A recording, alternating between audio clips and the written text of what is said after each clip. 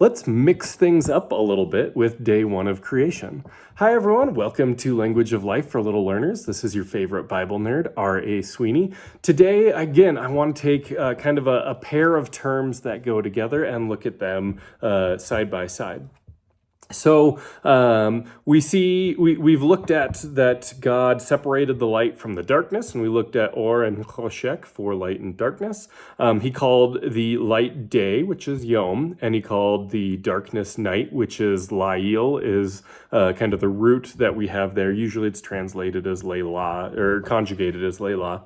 But Lail is the root. And then it says that there was evening and there was morning, and that's day one. And so I wanted to look at those terms for evening and morning. So evening comes first in the story. In a Jewish context or a Hebrew context, the day actually transitions from one day to the next at evening time. So that's why we see in all of the days of creation that there is evening and then there's morning. Evening comes first. That's the transition of the day. So day starts at evening, goes through the night, then there's morning, it goes through the day, and at evening again, that day ends and the next day begins. So the word for evening here is Erev. Erev means evening. And we'll say it one more time. Erev means evening. And the root there is Arav. And so sometimes you'll see Arav in some of the discussions of evening and things like that. But so typically we're dealing with the word Erev, which evening is a perfectly fine translation. That's kind of what we call that time in our language. So it's probably the best way to translate it into English for just a normal understanding, because that's what we call the time when the sun starts setting and it switches from daytime to nighttime. But when we look at that root, Arav, it actually comes from an idea of growing dark, which makes sense because that's what's happening at evening. The day is starting to become dark. So darkness is setting in, the light is dimming, those sorts of things. So growing dark is one of the ways that you can translate Arav in Hebrew. The other thing, or the other way you can translate that, there's kind of two words that are spelled and pronounced the same, just like we have in English. There's certain times that you'll have the same word can mean two completely different things. We have that going on here with Arav. So we certainly have at evening, it is growing dark. But the other way you can translate Arav is it's like a braiding or like an intermixing sort of idea, which I really think fits with our idea of evening. Because when you think about evening, the English word evening, when I think of even, like making something even, I'm like leveling it out, I'm balancing it, I'm making things equal.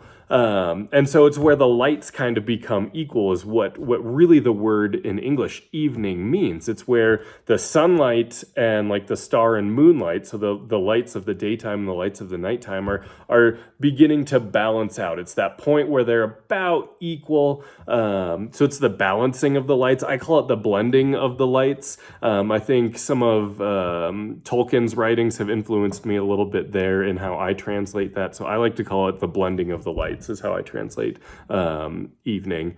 But it's this idea of the mixing of the lights, which is the evening is the Arav. And so I don't think we're really supposed to be trying to decide like which root specifically, because they both work. It's the time where darkness is starting to creep in, and really that point of Erev is the point that they're mixed. They're mingling the nighttime lights and the daytime lights are kind of mixed together, and so we're getting into that evening idea.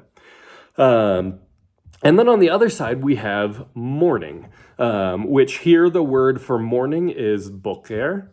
So if you guys want to say that with me, Boker means morning. And I'll say it one more time. Boker means morning.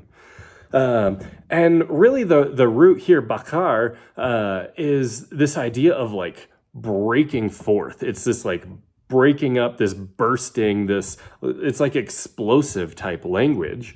And so the idea is like the world has been plunged into darkness for the last approximately 12 hours, depending on time and things like time of year and things like that. But it's been plunged into the darkness, and there's this despair. And like even in English, we've got the saying like the night is always darkest before the dawn. Like things are just getting darker, darker, darker, darker, darker, and then all of the sudden, in the deepest darkness, light burst forth. And we see that all over in the scriptures, so that's what we see in day one. But there's so many like at dawn things happened, like Moses, the Red Sea with Moses parts at dawn, and rescue comes at dawn in so many ways.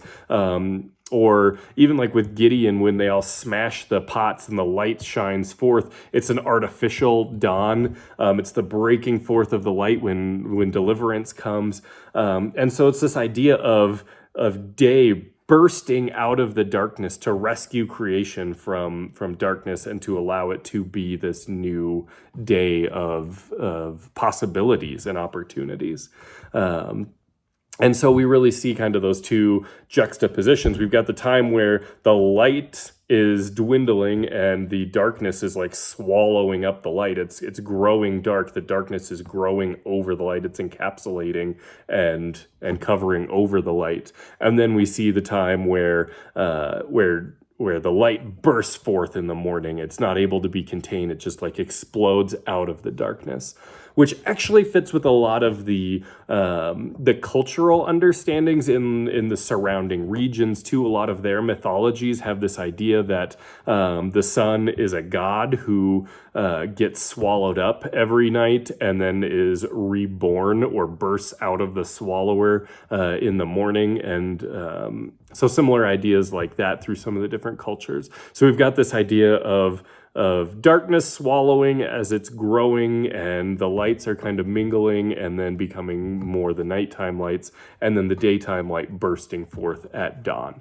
So if I were to translate Genesis 1, I don't say evening and morning, I say evening and dawn, or even the blending of the lights and dawn, or the growing of darkness in the dawn. I call it the dawn because it's that moment. It's the moment where dawn breaks forth, and that's really the root of the word boker.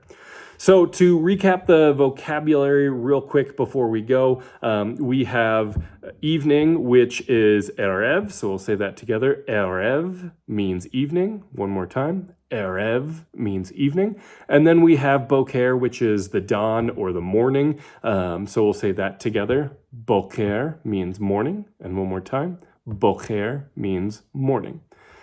So that's what we have for this week. I hope this was exciting for you guys. If you are enjoying these, make sure you subscribe so that you stay up to date with all of the Hebrew and Greek words that we're going to be learning together. If you know anybody else who would appreciate these, be liking and sharing so that people are able to find these and join us as we are learning vocabulary together.